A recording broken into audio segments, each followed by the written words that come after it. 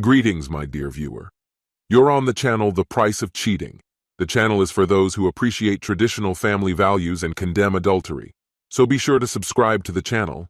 Let's get started. I'm in the living room. Can you come over and sit down? We need to talk. Tom was irritated. All he wanted was to finish the leftovers Sarah had made, have a beer, watch the game, and go to bed. Perfect. This day just can't get any worse. I'm on my way, dear. Tom noticed his wife anxiously settled on the couch, with a half-empty bottle of red wine on the table. After finishing her glass, Sarah quickly poured another. Without ceremony, Tom sank into his favorite chair. What's going on? I'm not going to sugarcoat this. For all 37 years, I've been a faithful wife and a devoted mother to our children. But now that they're on their own, I've done my part. You know I was innocent when we got married. So was I, Tom quickly interjected, sensing where this was heading. Well, this weekend I'm going on a date with a friend. Tell me his name. Tom's patience was wearing thin. Stan, if you must know. You mean your boss, Stanley? Our son is probably older than he is. Don't be ridiculous, Tom. He's 32. Let me give him credit where it's due. It's important for me to explore other relationships. You love me and you'll understand that I need a little freedom. Eventually I'll make it up to you, and our life will go on as usual. Enough, Sarah. Let's be realistic. If you go through with this, our marriage is over. Don't be so critical, Tom. You wouldn't divorce me over such a trivial matter. Especially since it would be too expensive for you. That's true, but I still can't come to terms with having an unfaithful wife. Rolling her eyes, Sarah brushed off her husband's insult. Besides, Stanley will pick me up Friday evening and I expect you to welcome him. He's a bit nervous, and I thought that if you were friendly it would calm his nerves. Seriously? You expect me to entertain your lover while you get ready to go away with him for the weekend? Don't be rude, Tom. That's exactly what I expect of you. Would you like something to drink? Of course, Sarah. On the eve of Friday, the house was a bit chilly. Tom settled on the fold-out bed in his study. Sarah's only comment was, "Damn it, Tom, you're acting like a child." And then, right at 8 o'clock in the evening, the doorbell rang, a new chime. What's that horrible sound? Sarah asked. Oh, it's just the doorbell, dear. I had to change the chime. What song is it? It sounds very familiar. It's El Digalo, dear, he replied, as Sarah was still getting ready, having spent the entire day in front of the mirror. Well, I don't like it, she said. Here's the revised version of your text. Let's hold off for a moment. I need another 10 minutes to get ready. Could you offer him a drink? He likes whiskey. Certainly, my love. Tom peeked through the peephole. Sure enough, it was that annoying Stanley. He opened the door. Stanley was grinning until Tom delivered a sharp kick to his groin with the pointed toe of his crocodile-skin shoe. As Stanley doubled over in pain and grabbed his head, Tom kneed him in the jaw. Stanley gasped, collapsed onto the porch, and passed out. Tom closed the door and returned to his show. 15 minutes later, Sarah appeared with a serious expression, looking around in confusion. Where's Stanley? He preferred to wait on the porch. You'd better not show him any disrespect, or I swear. I didn't say a word to him, dear. Sarah threw her purse and travel bag onto the counter before opening the door. Oh my God, Tom. What did you do? Sarah barely managed to say as Tom gently nudged her with the toe of his shoe, clearing the entrance. He shut the door and locked it twice. Tom, you're a horrible person! Let me out! She screamed, pounding on the door in desperation. You ruined our 30-year marriage. Now turn around and look at the street. There's a man coming who has some information for you. Tom shouted through the closed door. Mrs. Sarah Bismarck? Yes, that's me, came the reply. You've been served. Another loud knock was heard from outside the door, and the next day, Tom decided to change the doorbell chime to Goodbye Forever. This concludes the story. If you like it, then put your powerful like and subscribe to the channel. Greetings, my dear viewer. You're on the channel The Price of Cheating. The channel is for those who appreciate traditional family values and condemn adultery. So be sure to subscribe to the channel. Let's get started. I sensed her presence before I saw her. She hesitated in the doorway for a moment, hoping to catch my attention.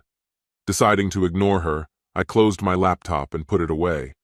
The desk, the printer, and everything else on my to-do list were already taken care of. The only thing left within me was a simmering anger. "Is it really over between us?" she asked, her voice so soft that I almost missed it. "Yes," I replied, still looking away. After a few moments of silence, she continued, "Would you at least look at me while we talk?" I still didn't turn as I answered her. "Do you want to talk right now?" "So what if I do?" "On Thursday, I tried reaching out to you before you left for your girls' night. That conversation didn't go well. Back then, you said, 'I don't have time to listen to your whining. We only have a few days left. Just finish it. It'll be better for both of us.' Honestly, you really hurt my feelings. I hadn't even realized I was on the verge of tears. I was just trying to get a reasonable point across, but maybe emotions briefly took control of me. I sighed. You're right. Your absence cleared the fog, allowing me to see things more clearly. Sure, I noticed some unpleasant things, but at least I had clarity when I faced them. I appreciate that. Why are you so upset? Maybe I was wrong for not recognizing how much this trip meant to you. I knew you didn't like Ashley or Gloria, but they were always kind to you, and I've known them since college. There wasn't anything significant there, aside from the heavy drinking and playful girl talk. Honestly, I still think of it with some excitement. Maybe you'll join me in the bedroom and help me cool off. How strange. You said you were going to Nashville, but ended up in a spa in the Catskills. Gloria was at a wedding in San Diego, and Ashley was in Miami with her sister and family. Impressive how they managed to defy the laws of time and space, being in such different places at once. It's funny how both of them happened to be out of town when you wanted a weekend retreat. Unfortunately, when I asked them about it, they didn't cover for you. Ashley seemed completely clueless about the situation, and Gloria hung up as soon as I shared what I knew. So, it seems Gloria knew, and Ashley was left in the dark. It took me some time, but eventually I figured it all out. Gloria couldn't speak up because she was involved with that trainer. Oh, I know about that. It's common knowledge at the gym. I decided to send her a letter with a photo of her kissing the trainer, his hands on her back, and her thong showing above her yoga pants. I doubt Bill would appreciate that sight. She quickly called me back and confessed everything. I advised her to step away from training and find a new gym. I made it clear that if I heard of anything like this again, I'd send all the evidence straight to Bill. At the end of the conversation, she was still promising things. It's no surprise if she doesn't respond to your calls, texts, or emails. I told her that any interaction with you would nullify all our agreements. So tell me, did you initiate something first and lure her in? Or did she convince you that having an affair would be thrilling, hoping for great intimacy and the excitement of secrecy, all while laughing at your unsuspecting husband who thought everything was fine? As for Ashley, when her husband cheated on her, she began to look down on anyone who could be so disrespectful to their marriage. But on the other hand, I had a long talk with her and it seems she's recovering. Moreover, she mentioned going on her first date last week. And lastly, if they can really be in two places at once, it stands to reason that they can take on different forms too. To turn into a tall, bald man with a goatee, they must have worked together. When I turn away, I have no doubt that you won't be there, just an empty space where my wife used to stand. So yes, it's clear. We're over. All the details are laid out in the papers you signed, so there shouldn't be any drama. You'll be well taken care of, and if you manage your finances wisely, you'll stay stylish for the rest of your days. So leave it alone, Jen. Let's leave this place with some dignity. You can be with whoever you want, and I'll focus on healing and finding the next partner. It may take some time, and I'll likely struggle with trust, but hopefully, I'll overcome that eventually. As I spoke, there were occasional sighs and sobs as I methodically unraveled the life we had built together. I turned around. She looked terrible. Her once flawless makeup was smeared with tears and her shoulders slumped. If I had to guess, this was the last thing she expected. A pity. She never understood me.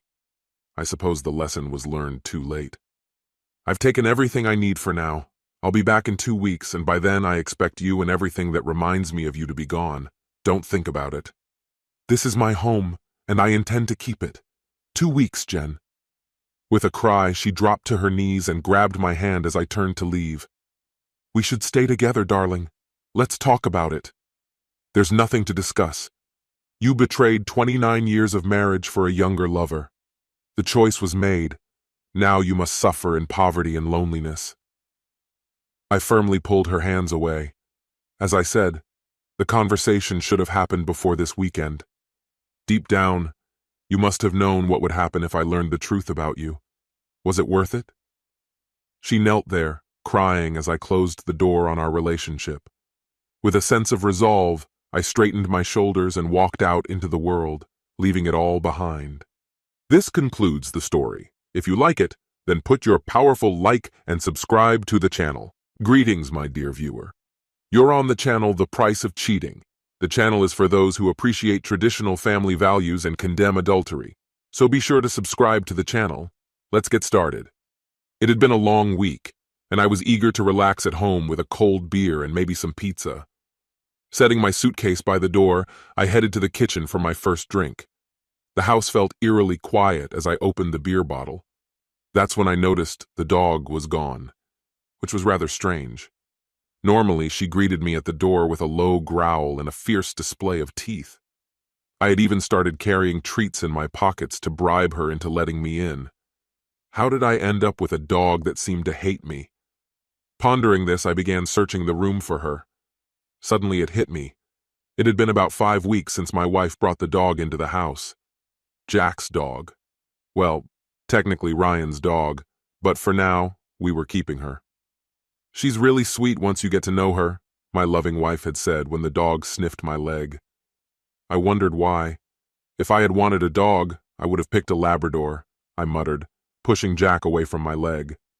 "Jack, come," my wife Sarah commanded when the dog clung a bit too tightly to my leg. At her command, Jack loosened her grip, but kept her muzzle uncomfortably close to my bleeding leg. "Ryan trained her well. She listens to me perfectly. I think having her around will make me feel safe, especially at night." "Really? Why can't Ryan just keep her at his place?" I asked, rolling up my pants to check the puncture wounds on my leg. "I don't need this dog. Hell, she bit me." "If you're kind to her, she won't bother you," someone replied. According to Ryan, this breed has gotten a bad reputation due to a few irresponsible owners who improperly train their dogs. Ryan can't take her back because he has an adult dog at home. At one point, his dog almost attacked Jack, but Ryan managed to stop it in time. He believes it's better to keep them apart until Jack matures. It's up to him when Jack will be ready to meet another dog. "I really don't understand why we need to keep such a fierce dog just because your boss is foolish enough to own one," I grumbled, feeling my frustration grow. "Tell Ryan I'm absolutely against this." In response, Sarah smiled slyly. "Well, you kicked him, and Jack's been eyeing you like a hawk ever since you didn't realize what happened. The dog stays. Besides, I promised Ryan she could live with us." Around the house, I had to move cautiously, avoiding sudden movements and staying away from my wife. The dog constantly watched her, its eyes fixed on me like a hawk waiting for prey. I always felt like Jack was just waiting for the slightest misstep to justify a bite. I felt like a ghost haunting my own home, trapped within its walls. I took a long, slow sip of my beer, scanning the stairs for any sign of the dog. The silence hung in the air, and the absence of my wife was deafening. As I stepped into the master bathroom, the unsettling truth unfolded before me. The floor was a grim canvas of dried blood. Crimson streaks trailed along the walls, a terrifying testament to the chaos. My heart raced when I noticed a small bag lying on my side of the bed, its contents, someone's male toiletries and clothes, spilling out like a sinister secret. The carpet bore incriminating tracks, and the bed was a haunting sight, stained with the remnants of whatever had transpired here. The beer was nearly finished, and I went downstairs to pour myself another, my mind swirling with confusion and dread. Just as I twisted the cap off the next bottle, the silence was broken by a knock at the door. Opening it, I found a man in a cheap suit, and his presence was more unnerving than the blood-stained room behind me. "May I come in and ask you a few questions? My name is Detective Belton. I won't take much of your time." He spoke calmly, but his words sent a chill down my spine. "Are you from Interpol?" I asked sharply, my voice tinged with alarm. "No," he replied, waving off my question. "And to be honest, I'm not interested in stolen DVDs. I'm focused on the violent assault that took place here this morning." "Well, since you put it that way, come in," I said, intrigued. "My priority is the brutal attack that occurred in your bathroom earlier today. I assumed you wouldn't be back until tomorrow." "That was the plan," I confessed. "But I finished my business early and caught an early flight this morning. How did you know about my plans, and what exactly happened here earlier?" I turned to the detective and asked my question. The only lesson I learned from that was not to ask two questions at once. The detective chuckled, reminiscing about the past. "In the end, I'm the one asking the questions. So, how long have you owned a vicious dog?" "I've never had a vicious dog," I replied. "Do you really think the dog you had wasn't vicious?" the detective asked, raising an eyebrow. "What kind of person are you?" I noted that this was two questions. "Such dogs are known for their aggression, and I'm completely impartial here. But if you're claiming it wasn't vicious, how can you be sure your dog isn't dangerous?" the frustrated police officer chimed in. Again, two questions. "It seems like you have a habit of doing that," I said calmly. "I don't have a dog, so that should answer both your questions." "So what caused this guy's injuries today? A mouse, perhaps?" Belton cried out, his face turning red as beads of sweat formed on his forehead. "Two questions again? You just can't help yourself, can you?" I chuckled. "Since I wasn't there and have no idea what you're talking about, I can't answer either of them. But I'm fairly sure the mice around here are all small and harmless." "Damn it!" the detective shouted. "Why am I always stuck with these idiots? Why can't I get a simple case with normal people?" I responded with a laugh. "Those two questions were rhetorical, right?" "Listen here, smart guy," the officer snapped. "I need straight answers to my questions. No more games or I'll drag you down to the station for this." He pulled a pill container from his pocket and shook out a couple of small capsules. "Why don't you just ask me a direct question without all the opinions? You want to know about the poor dog living at this address?" I shot back at the agitated detective. "So you admit you have a dog?" Belton asked, feeling a noticeable sense of relief. "No, I don't." "You're not very good at asking clarifying questions, are you?" I retorted. The detective flared up, spitting with irritation all over the kitchen. "I'll answer the question you seem unable to ask. It was my wife who took care of the wretched dog which belonged to her boss, Ryan Lee," I said calmly, wiping the foam from the detective's brow. "The dog didn't belong to me, and I despised it just as much as it despised me." Gradually, Belton's face showed understanding.